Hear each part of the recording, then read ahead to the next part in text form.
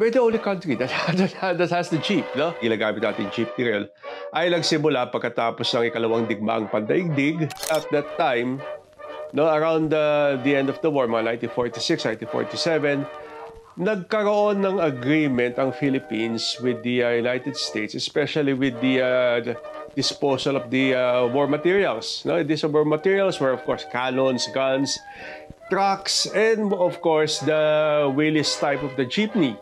No? Ito yung mga small military jeeps at the time.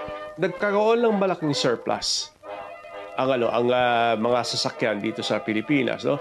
And especially the jeepneys, and the jeepneys became quite a useful vehicle. If you've seen the early parts of the early jeepney during that time, no, it's the dull green. Hindi makulay yung ulang jeep eh.